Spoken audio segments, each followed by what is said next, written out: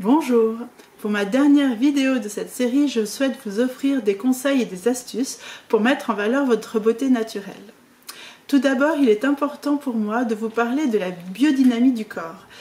Notre corps a une capacité naturelle à se régénérer et prendre en charge notre beauté, la santé de notre peau, de nos cuirs chevelus ou de nos cheveux, pour moi vraiment est dans la même démarche que la biodynamie qu'on utilise pour la terre. Parce que cette capacité à se régénérer nous permet vraiment de limiter les produits, d'utiliser des choses très simples et au quotidien assez faciles. Donc je souhaiterais vous parler tout d'abord des cheveux, de notre relation à la beauté et à la santé de notre cuir chevelu et de notre cheveu. Le cheveu et le cuir chevelu sont deux parties qui représentent vraiment cette beauté et ils sont dissociés. On parle souvent des shampoings pour cheveux gras, pour cheveux avec des pellicules et en fait c'est surtout le cuir chevelu.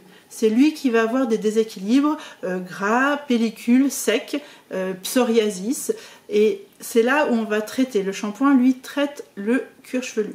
Le cheveu, il va être abîmé, il va être souvent sec, électrique ou fourchu, mais c'est plutôt lié à des effets extérieurs, la brosse, le sèche-cheveux, le fer, les colorations, les permanentes.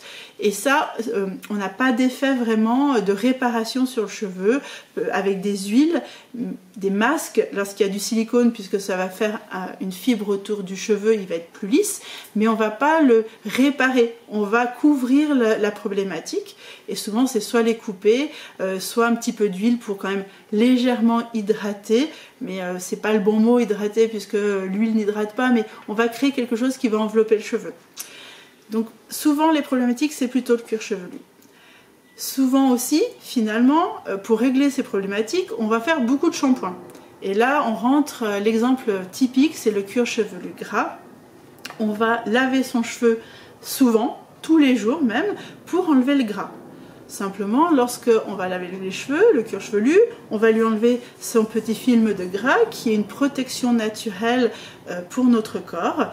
Et notre cerveau va dire « Waouh, il n'y a pas assez de gras, donc je vais en fabriquer. » Donc vos cheveux sont trop gras, votre cuir chevelu est trop gras, vous lavez tous les jours, vous envoyez l'information qu'il n'y a pas assez de gras, donc le cuir chevelu, le cerveau fabrique du sébum. Donc c'est vraiment le serpent qui se mord la queue. Si au contraire, vous évitez de vous laver les cheveux, alors c'est pas toujours facile, je le sais, au niveau esthétique, c'est pas toujours plaisant d'avoir un cheveu gras, mais si vous trouvez des astuces, des choses qui vont pas agresser ou déterger le cuir chevelu trop, ça va vous permettre peut-être d'attendre pour faire les shampoings. Un shampoing en général c'est 2 fois par semaine, grand maximum, grand maximum quand on a vraiment un problème de cuir chevelu gras. Mais 1 fois par semaine c'est bien, plus c'est possible. Maintenant vous avez peut-être entendu parler du no-poo qui est pas de shampoing du tout, on utilise des shampoings secs qui vont plutôt absorber avec de l'argile, qui vont absorber le gras ou qui vont un petit peu nettoyer le cuir chevelu s'il y a des pellicules, mais du coup il n'y a plus du tout de détergent, c'est vraiment sans détergent, voilà. Parce qu'un shampoing finalement c'est ça, c'est un détergent, il nettoie une surface. Mais plus on va le prendre naturel, plus on va le prendre simple, moins il va être agressif. Donc en général les shampoings qu'on trouve en grande surface, en salon de coiffure, enfin les shampoings on va dire lambda, ils ont du silicone, donc en plus ils vont graisser le cheveu, ils vont l'alourdir, ils vont lui donner un joli aspect, mais ils vont créer des déséquilibres au niveau du cuir chevelu. Et puis finalement ils vont régler des problématiques, mais c'est toujours une notion de surface, on ne va pas aller en profondeur. Voilà. Donc plus on va éviter trop de produits, plus on va aller dans la simplicité, dans des gestes comme réduire sa quantité de shampoing par semaine, avoir une bonne alimentation, une bonne hydratation, penser aux émotions, parce que le cheveu et le cuir chevelu, on dit le cheveu c'est le reflet de la santé, mais c'est surtout le reflet de la santé physique, mais aussi émotionnelle, énergétique, tout ce qu'il y a derrière, et prendre en compte tout ça, ça peut aider lorsque vous avez une problématique, avant de trouver un médicament entre guillemets, pour réparer le problème, avec là les shampoings, essayez de voir quelle hygiène de vie vous avez, ça c'est important. Donc voilà un petit peu une astuce et une réflexion autour du shampoing. Quand vous faites votre shampoing aussi, ne cherchez pas à frotter Hein, ça sert à rien. Déjà en frottant, vous excitez à nouveau les glandes sébacées qui vont produire du gras, qui vont être déséquilibrées, mais plutôt essayez avec la pulpe de vos doigts de faire un petit massage doux en essayant de décoller le cuir chevelu. Donc vous allez passer vos doigts et puis vous allez voir, moi, mon cuir chevelu, il va bouger. Donc sans vous faire mal, bien sûr, mais des petits gestes comme ça partout. Si vous utilisez un shampoing, on va dire classique, même bio, il va mousser un petit peu. Donc ça veut dire que le travail se fait de nettoyer, de fixer le gras. Le produit fixe le gras et la mousse est la preuve que ça a fixé. Et vous faites ça vraiment sur tout votre cuir chevelu. Premièrement, c'est un geste plus adapté qui va faire son travail de nettoyer. En second, ça va être plutôt aussi quelque chose de relaxant, puisqu'on va être dans un mouvement, être plus conscient de ce qui se passe, qui est doux. Et puis, une vraie présence. Parce que là, on est vraiment aussi dans le soin. Parce que quand vous vous lavez, pensez que c'est un soin. On est habitué à se laver, mais finalement, on a oublié que c'était un soin de notre corps. Comme avant, les femmes, lorsqu'elles se brossaient les cheveux, aujourd'hui on se brosse les cheveux pour être coiffées, mais avant c'était le soin à l'autre. On prenait le temps, on passait des grandes séances à se brosser les cheveux, elles avaient des cheveux très longs, et elles prenaient le temps de se brosser les cheveux. Donc revenez à cette conscience que vous lavez les cheveux est vraiment un soin, et non pas que du lavage. Donc voilà les petites astuces autour du cuir chevelu et du cheveu. J'espère qu'elles vous aideront dans votre quotidien et à avoir des gestes nouveaux. Voilà.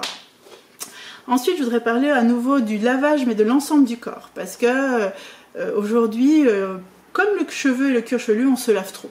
Notre peau, elle est agressée par tous les produits, mais aussi par la quantité de lavage qu'on fait de notre corps, de douche, de bain.